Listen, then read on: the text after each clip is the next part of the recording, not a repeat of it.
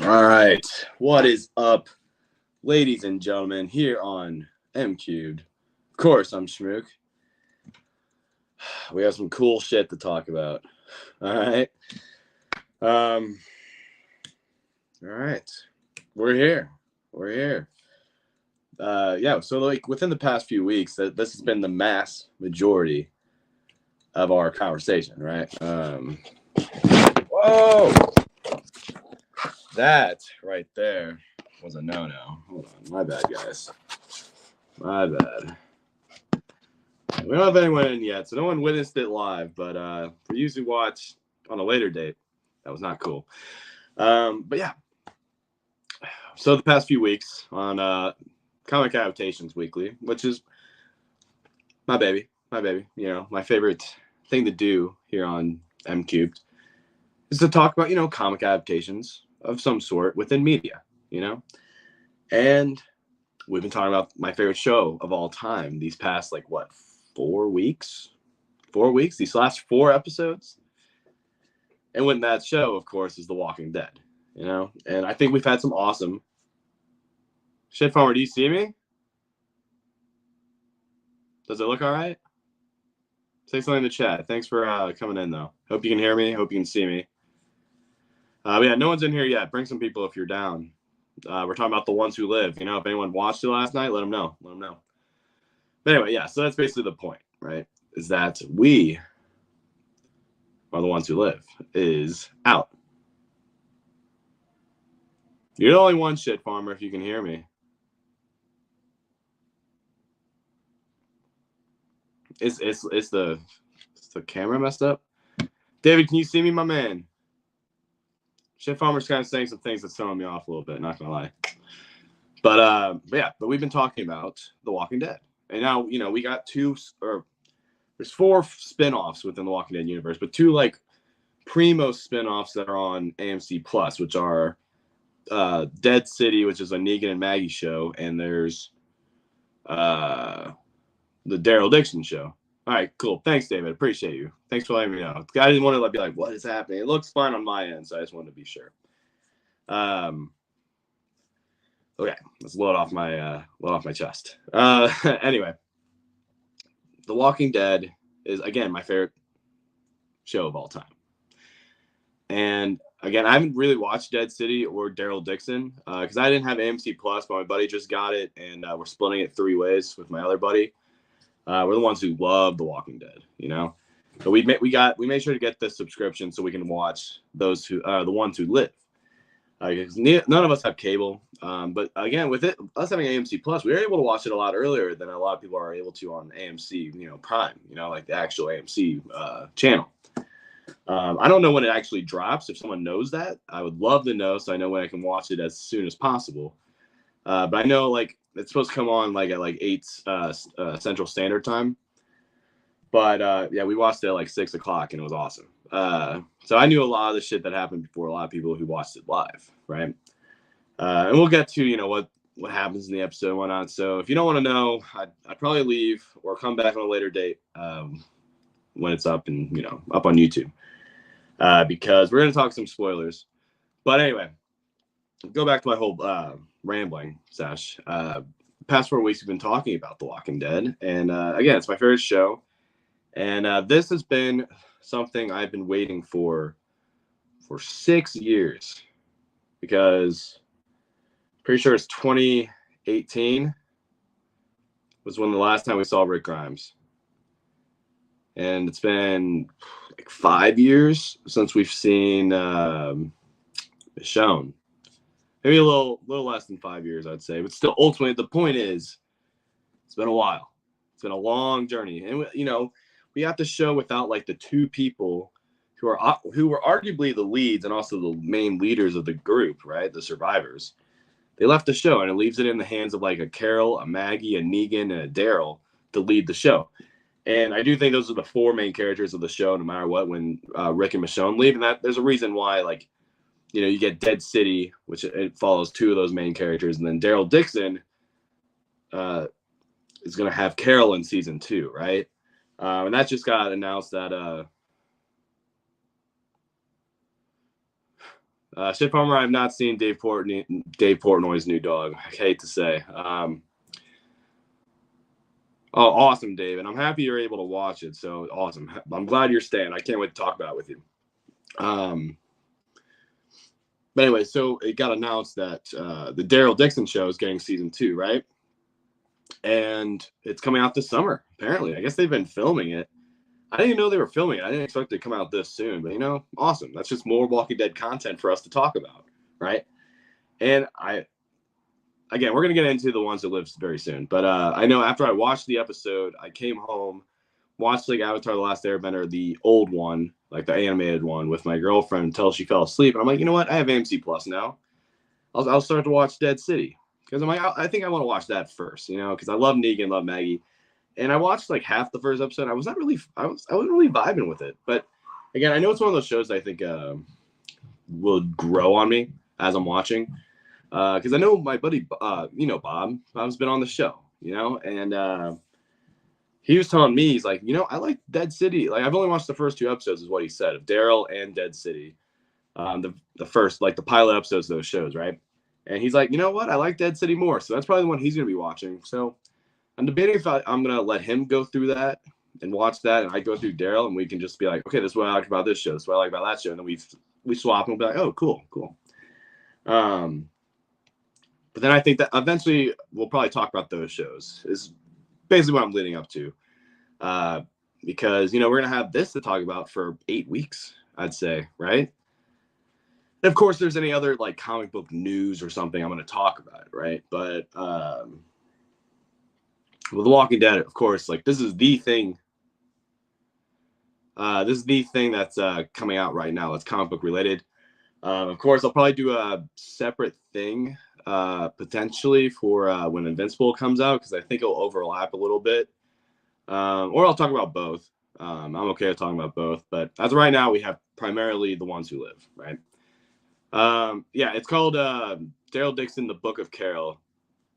No, yeah, that's real, David. You're correct. And Shit Farmer, I haven't had dinner yet. My girlfriend's making it right now. We're gonna have this chicken enchilada bake. It's in like a casserole dish.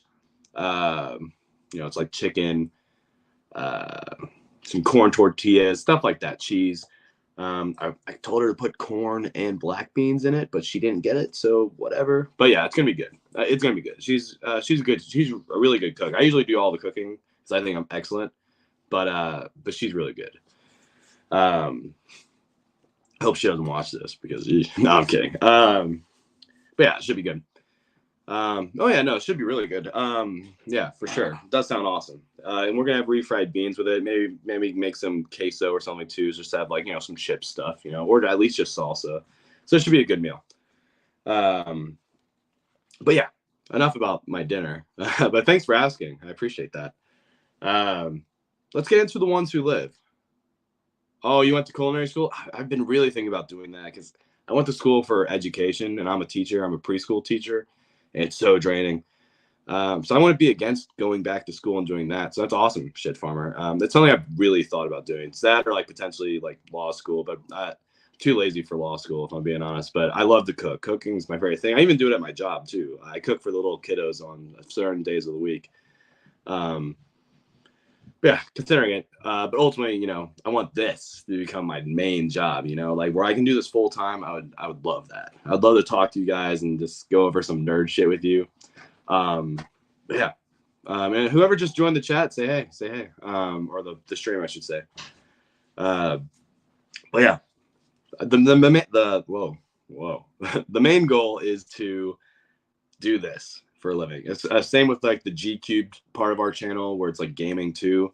Hopefully eventually maybe potentially have it under one hub, but who knows. But maybe not. But what a start to the program. Yeah, David, you're right. We should get into it.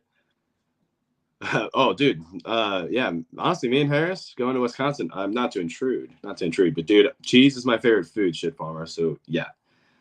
And I know you talked about Biodome before, so I'm curious about that as well.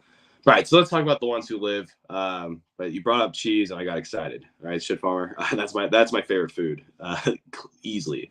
I can eat it with almost anything that's not like dessert related, unless it's cheesecake. That's a different thing. Anyway, the ones who live, okay? We're starting to have more people come in, which is awesome. So I'm excited to finally get to talk about this. So, as David said, what a start to the program, okay? The first scene is just Rick watching he's watching like these turbines spinning in the distance, right? He's obviously in his apartment of some sort, right?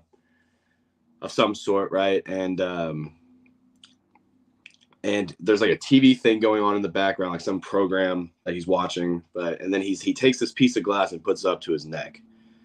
And it's showing me that it's like Rick is in such a bad place from the get-go, where he's like really contemplating suicide because he hates his life.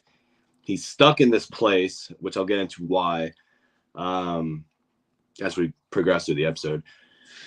And he's close to taking his life, which is crazy. The only time we've ever seen that before from Rick is he's usually like, he's the man who's like, he doesn't give up. He is the one. We're the ones who live. It's his thing, right? We don't die. The only time we ever see that is in the very first episode of the entire series of The Walking Dead, where Rick's in the tank. He's surrounded by so many walkers. He puts a gun to his head, but then he sees that there's a way up into this tank, right? So that's the only time we ever saw that happen for Rick Grimes. Otherwise, even after dealing with everything he witnessed with Negan, he was still not on the point of like, I'm going to take my life, But now at this point, it's like he can't see his family, and he's like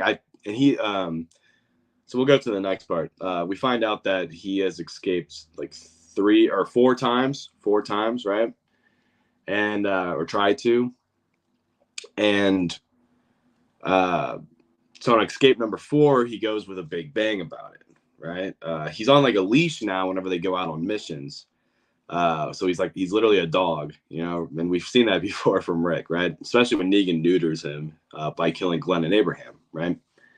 But in this case, he's not just a whipped dog. He's a dog on a leash.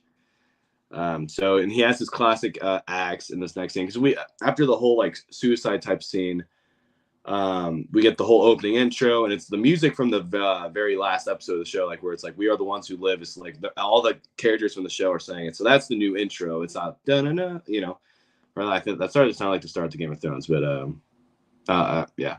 But we all know the main Walking Dead theme, right? I don't know if Morgan ever said we are the ones who live. I know that's mainly been like a Rick and Michonne thing, but yeah, but Morgan is saying I don't die. I don't know. That's good. That's a good point. Oh,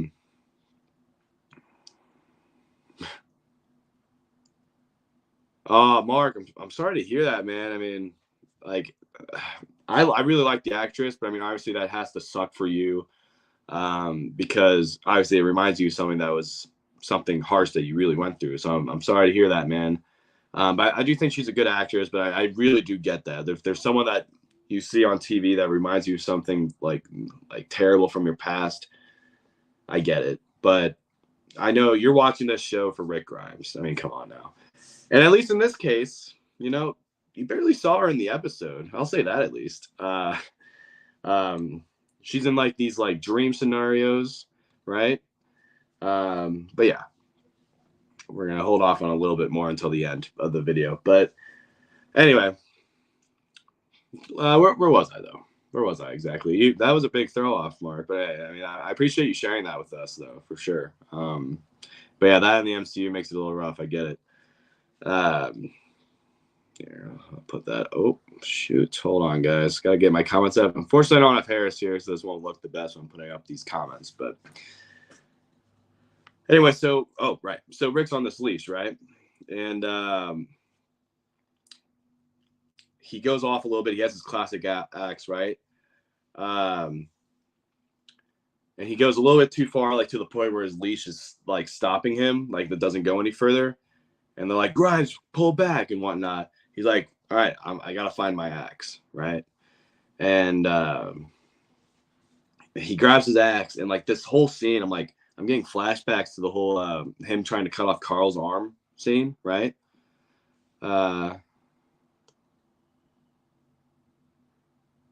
All good, Mark. I get it, my man. If you gotta leave, it's all good. Ooh, shit farmer. I like that. But hey, Mark, I'm happy you were here, man. At least to say hey. But come back if you have time. Yeah, shit farmer. That'd be cool. I mean, like just talk about whatever, just like a podcast, like just like a regular, like old talk about whatever comes to our mind. I'm for that. I'm for that. We can just call that like typical Tuesdays or something like that. We do that on a Tuesday. It's just whatever, just some guys being dudes talking about whatever, or girls, whatever. Yeah, that's awesome. I like that idea a lot. Anyway, so Rick is like, yeah. So this leash is like it's not around his neck; it's around his arm or his hand, right? No, you're good, shit farmer. I appreciate like your thought process. Like you have like these ideas. Like I like it, but you do get me off. Like, cause my train of thought is terrible. Like my short term memory sucks. So it doesn't help me. But I do always I appreciate the comments, no doubt about it. You're fine though. Anyway, so he's on this leash, right? That's on around his hand, right? And he drops his axe, but in reality, he's like, all right, I'm about to chop my arm off. And he's like, this is the way. Like, this is the only way. Not Mandalorian, this is the way. This is the only way. I think is what he said, right? And he cuts off his arm or his hand. It's more his hand than his arm. He's like, it's like probably like right here, maybe. But this was something like I'm like, this is like, again, like the very first scene of the episode was just Rick trying to kill himself, and then you get the title sequence, and then this happens immediately. So you're not even 5 minutes into the episode, and they're cutting off Rick's arm. What they did with this episode blew my mind, because it's like, okay, people have been wanting this forever, and of course, Denai and Andrew are executive producers, and they listen to fans.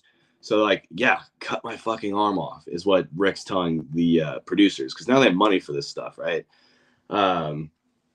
So of course they love the fans and they listen to the fans, and that right there proved it to me, especially the ending of this episode, but we'll get there. Anyway, so Rick cuts off his arm. He tries to get away, but he gets tased. But before he gets tased, he finds like what they're doing is trying to like kill these zombies that are like from like some building that's like or some town that's on fire. So all these zombies are like burning up. So he kills one, and then like his whole like rib cage is open. It's like a bunch of like charcoal and stuff in there. So he freaking puts his arm in there to make sure it doesn't get infected. And I'm like, this is nuts, dude. And I don't know. I'm like, how are you still going and even killing a zombie in the process, which is crazy. It just proves how tough this dude is, and what he's willing to do to get home. And no matter how hard he tries, he can't get away. And this is his fourth time trying it. We see in the third way is the end of the finale of the Walking Dead, right? Where he gets away. He's able to throw like his letters and like the phone or whatever in boots to on that boat, right? And that's when the helicopter comes in and he puts his hands up. That was his third time. I don't think, I could have missed it, but I don't think I remember them mentioning the first two times he tried to escape. I could be wrong. But anyway, the fourth time he went out of his way to top all the other ways, right? He cut off his freaking arm. But you get some awesome new characters within this episode. To get into that a little bit, you get this. So we find out from this like leading officer that he keeps Rick alive, because even though he's an A, it's like his project to keep him and this other girl who is another A. I'll explain this A and B thing. That's a part of the CRM here in a second, which is the group, and like it's a military organization, right? That's protecting people. But so this main commanding officer saves the lives of Rick and this girl, because he's like, the CRM needs leaders like you guys and stuff like that, which is cool explanation, because A's are considered leaders, people who don't like follow orders and stuff like that, and like who will try to save the world in their own way. And that's what Rick Grimes has been doing, right? And a B is just like a regular Joe Schmo person who they actually let into their community. Because it's like, oh, like some regular person who, just used to do their 9 to 5 and actually like didn't really care and like I'd say even loved doing it. Who wouldn't want to leave their security, like their comfort zone. So that's what a B is. And that goes into the other factor that like there's 3 cities that formed an alliance. One in Portland, one in Omaha, Nebraska, and then one in Philadelphia. And there's 2 communities that, they're more vocal about where they're located, which is the Portland and Omaha location, right? The Philadelphia location is more secretive. Like, I don't want you guys to know. This is the only one that's like this too. I don't want you guys to know. And whoever comes in there can't leave. And Rick, unfortunately, is a part of that community where it's like once you're in, you can't leave. And that's why, like, if he was a part of the other CRM stuff, you could probably leave and go home, So I think that's an very interesting way of doing things where it's like, okay, we come in, can't leave. And like for a lot of the Bs, they don't care. It's like they like that comfort and they love that security. And of course, they have a huge military base where they have thousands in their military, and then they have hundreds of thousands of people living within this abandoned city of Philadelphia, which is cool. But Rick, of course, all he wants to do is go home. So when it comes to the new characters, I really like this main commander guy. He's only in this episode. He does die towards the end, but in a crazy way. And then the other A person, which is like this girl who was a Marine or something, and she seems very feisty with Rick, but really likes Rick in a way of like, I trust you, and like stuff like that, right? But Rick gets to a point where this girl tells Rick that the main guy who's like keeping them alive knows a lot about Rick. So Rick goes like to where this guy sleeps and he's like ready to kill him. He's like, what do you know about me? This is where you get one of the most well acted scenes from Andrew Lincoln. Yeah, no, I agree. He was a great character, very good actor too, playing him. I was very, very pleased with him. But it's cool that like, he's just gonna be a peak like one-off character, that doesn't get ruined. It's cool. Anyway, but like that whole sequence between Rick and talking to this guy just blew me away. Like Rick's arms cut off. He's been through so much training at this point. It's been like a year after he cut off his arm or whatever, and yet he's still learning how to fight like a badass, even though he only has one hand. The sequence is nuts. Where like Rick's like, "How do you know me?" Like, and then the guy starts talking about like Michonne and your daughter and stuff like that. And Rick gets terrified about that. But just like when Andrew in this scene, I'm like, Andrew's going off as Rick Grimes in this scene because he's doing everything that you know and love about Rick. He's doing like the accent is pitch perfect for Rick Grimes. He's doing the head tilts, the crazy eyes, and then he's dropped 2 F-bombs in this, which we technically have only seen once from Rick Grimes, but it's not even a live viewing. You can only see it if you have the season 4 Blu-ray, and it's at the end of season 4, where instead of saying you're screwing with the wrong people, you're fucking with the wrong people. But like they hear it so casually on the big screen in a real time episode. I lost my shit twice. Like he goes, I don't care about fucking A's and B's and shit like that. And I'm like, this is so cool. This is so cool to see my favorite fictional character of all time back and being this perfect again. Like Andrew didn't miss a beat, and this scene proved it to me. And what I loved also is like what's keeping him going throughout all of this is like just to go to sleep at night. He's like kind of imagining like a life before the apocalypse with Michonne, where he's just some guy who's like, he meets her one day on a park bench while she's having her lunch. And of course, like they're like towards the end of it, the last time we see the sequence, there's something I saw on Twitter. I'm like, ooh, this would be sick if they're actually thinking like this, right? He mentioned something to her. Of course, I feel like some time has passed, like from this technical first meeting. It seems like it was only like the third time being together or whatnot. But he goes, what would you say if next time I come here, I bring you 5 pizzas and a wedding ring, right? And this could mean nothing, but on this fifth, not even an attempt to escape, but the fifth time he escapes, he sees the love of his life again. And I know I'm missing a lot before I get to this point, but yeah, the episode ends with Michonne shooting down this helicopter, killing off this commander guy, and rips off this dude's mask on the ground, and you find out that it's Michonne who took down this helicopter, and she's about to kill Rick, but finds out that it is Rick, and it just ends. You don't get any dialogue. You just see the looks on their face. And it's like, holy shit. Imagine what's going through Rick's head at this moment in time. He's like, oh, my helicopter's getting shot down. Holy shit, I'm about to die. Everything's been for nothing. I even gave up. There's this whole sequence of monologue with Rick writing his final letter to Michonne too. And he's like saying, just know I tried. But he's finally giving up on like going home. He's like, I'm going to be a part of this to try to save the world.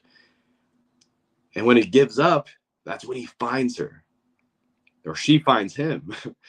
And like, but imagine he's going through this whole sequence where this dude who he's kind of hated, but like respected at the same time, just blows up right before his eyes, gets shot, gets blown up. And this helicopter comes down. He's like, I'm about to die. All this is for nothing. Like, I'm going to die. I don't even get to save the world with this new military that I'm with. And I'm never going to see my wife and daughter again. And then he sees her just like that. It's crazy. Let's see. What are you guys saying right now? No, you're right, Shit Farmer. I agree with this point. It depends how the character is used. I think this character was used to the best of his abilities, because it seems like we're not going to spend that much more time with the CRM in terms of being there in Philadelphia, but we will see them again. Like, there's no doubt in my mind. I'll go into some of my predictions for the at the end of this video or this live stream. But yeah, I'm with you. Yeah, you can't help being a hero.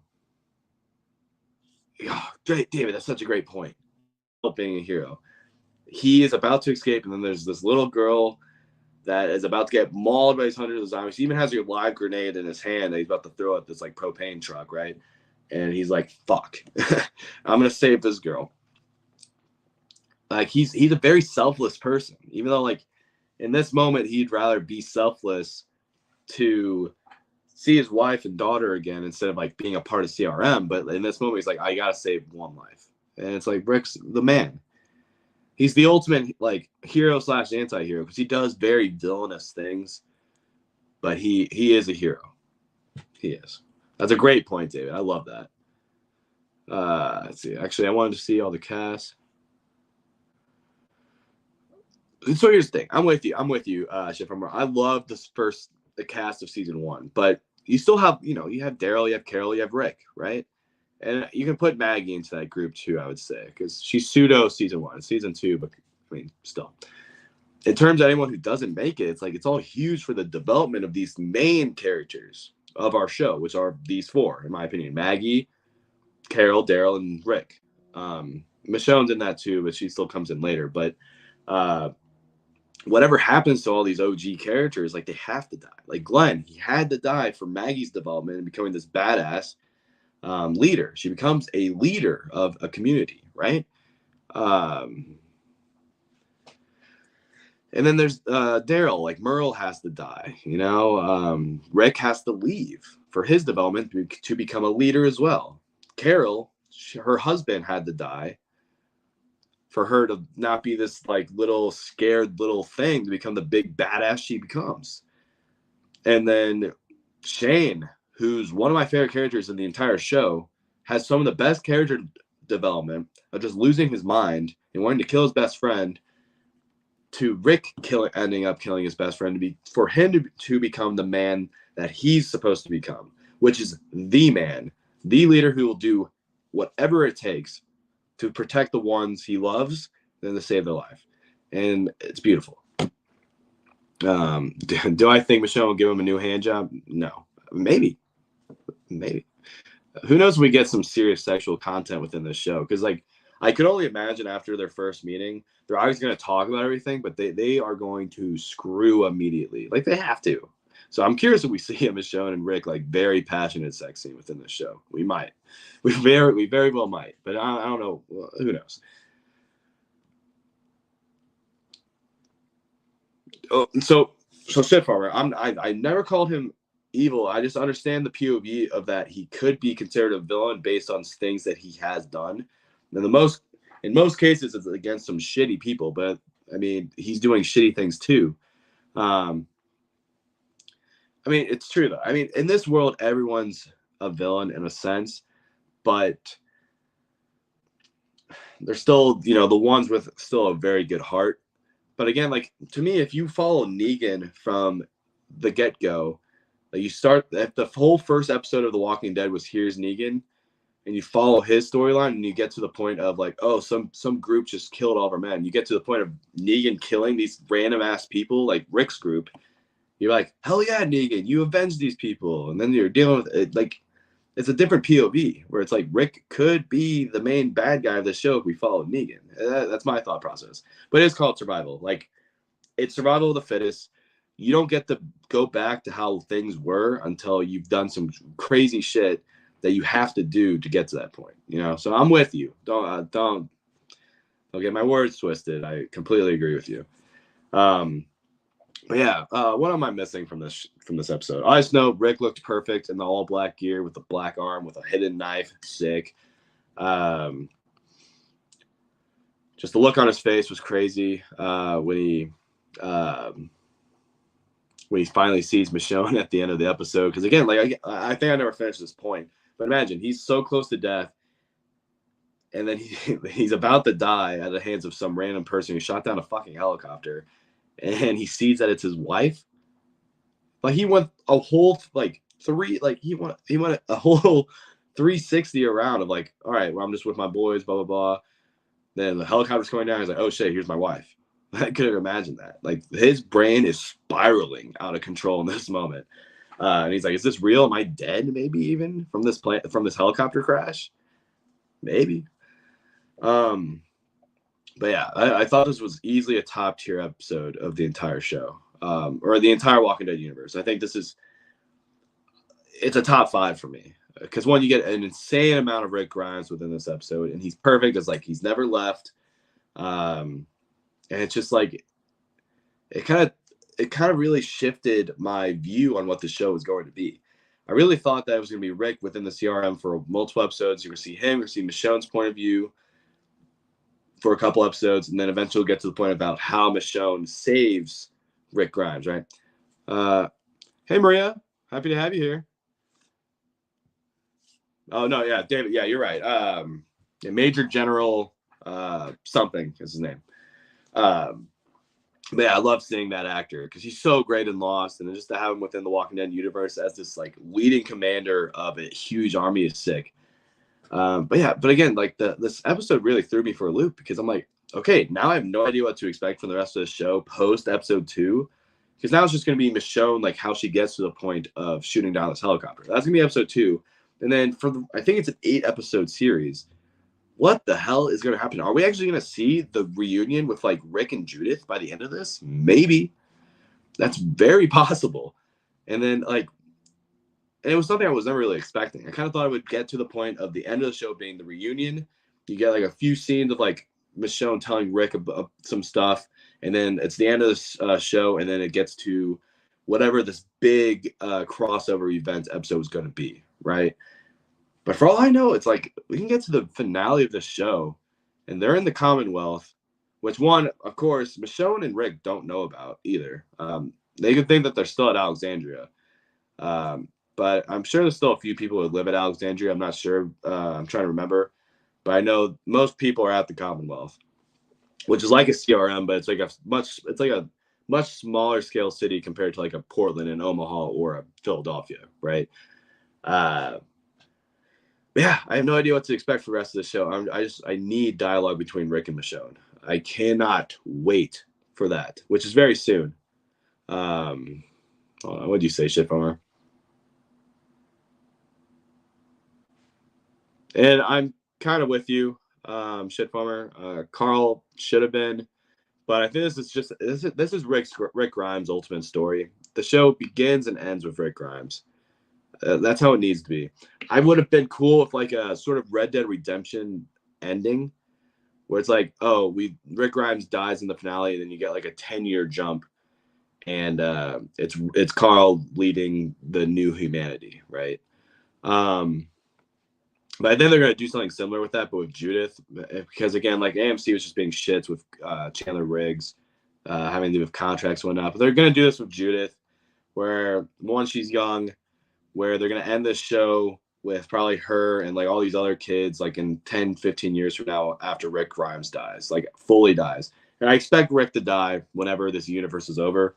I do not expect him to have a happy ending, but he will get to see the ones he loves again. And he already has seen Michonne, but we have to get an interaction with Rick and Daryl, Rick and Judith, Rick and RJ, Negan, Maggie, Carol. Those are completely necessary before Rick Grimes dies. I might be missing someone else who I think is very important to that.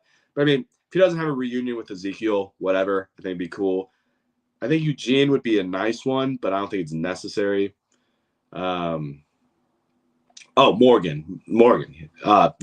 Thank you, David. Yeah, no doubt in my mind. Morgan has to see Rick Grimes again, and Rick has to see Morgan again. I am kind of upset with the fact that we just immediately get to the point of Michonne saving Rick, only because I would have been happier with Morgan doing it, but it's okay. But I do think Morgan's in Alexandria or the Commonwealth, because I do think that's who Carol was talking to Daryl about, like, guess who's back? I think it's Morgan. Yeah. So yeah, guys, what else do you think I'm missing? If not, I think I'm probably gonna go and eat. But this episode was top tier Walking Dead in my opinion. And again, I love having Andrew Lincoln back. Without him, the show's just not the same for me. I still love what they did, but to me, anytime Rick Grimes is on screen, I'm eating it up. He's my favorite character of all time in anything. The only rivals are like Spider-Man and someone else, but I can't really think right now. But yeah. Next episode, I'm going to be kind of upset because I think it's just going to be a mostly fully Michonne episode, but you see some shots in that trailer of Rick. And of course, like Michonne, like we have to see how she gets to that point, right? But also I'm kind of like whatever about it. I'd rather it just be her telling Rick and there's some flashback stuff, which could be what happens, but it looks like we're getting a lot of footage of her actually like going through the how she gets to Rick, right? But I'm okay with it. I just really hope, at least by the end of the episode, it's like them sitting around like a campfire talking about everything, like who's died, what Rick has been through. I'm gonna love that. Can I imagine if Negan was the one who saved Rick? I think that would make this show way more interesting. Again, I feel the same way of Morgan. I think if it was one of them who was shooting down these helicopters, and then eventually they run into Michonne on the road, I think that'd be way cooler. Or it's like they all get back to Commonwealth, and the Drift says how like, oh, Mom went after you, and like then it becomes the whole new thing of like the search for Michonne, you know. But they're going a completely different route than that, and I'm cool with it. I'm cool that they just like immediately slap in your face the reunion happened, and it's like okay, that goes what I was saying earlier with like the fan service a little bit. It's like they listen to us. Specifically the actors over like the main heads of these studios, right? That's why they're executive producers. They're fighting for it. They're like, they've waited long enough. Let's give them a taste of the reunion at the end of the first episode. By the end of season 2 or episode 2, I mean, you'll get some great dialogue to fill in a lot of gaps that we have. But it's awesome. The show kicked so much ass. I love a lot of the new characters, especially Esteban, who I forgot to mention. I believe that's his name, but he's just this cool dude within the Apocalypse who Rick really fucks with. You know, he's like, this is like my friend. And he's even telling Rick, he's like, we're friends. He's like, friend, and stuff like that. I love it. But yeah, I think that's gonna do it though, guys. I'm excited for next week.